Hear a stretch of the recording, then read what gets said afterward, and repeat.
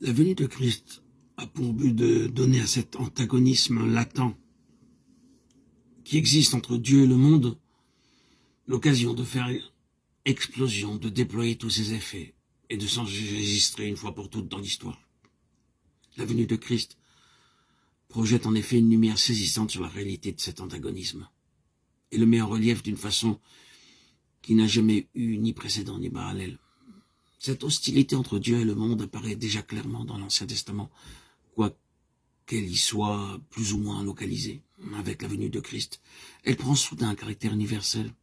C'est une personne universelle, si j'ose ainsi dire, qui est envoyée d'en haut, sur un point particulier de l'univers, et ce sont des forces universelles qui concentrent sur elle leur inimitié, à cause de la personne qui est en cause, parce que ce n'est pas simplement un homme, mais Dieu, Dieu avec nous.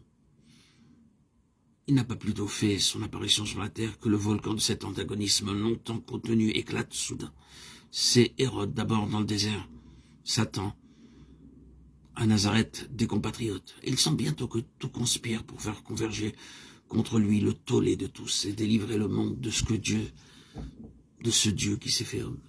Le passage Jean 12, 31 bien compris souligne la chose d'une façon frappante. Le mot jugement n'est pas accompagné de l'article, c'est un jugement. En outre, le mot grec krisis, traduit par jugement, peut fort bien être rendu par le mot crise, qui en est dérivé. Il y a maintenant une crise dans la vie du monde. L'occasion de cette crise, c'est la présence dans le monde du Seigneur Jésus. Le seul fait de sa présence provoque un remous profond de tous les éléments d'hostilité contre Dieu que le monde cachait dans son sein. Il monte à la surface pendant le ministère du Seigneur. Et depuis Jean 12, on peut voir le mal venir au jour partout. L'atmosphère en est saturée.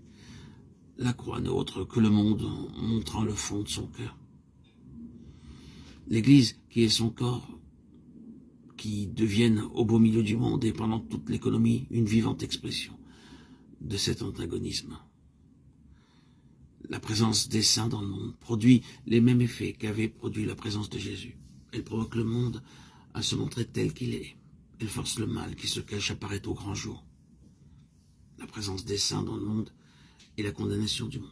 La puissance de notre témoignage est tout entière là. La valeur de notre témoignage est déterminée par l'intensité du conflit auquel il donne lieu. Elle est proportionnelle à la virulence de l'antagonisme spirituel entre notre esprit et l'esprit du monde. Le peuple de Dieu est dans le monde pour enregistrer le choc entre l'esprit de Dieu et l'esprit du monde.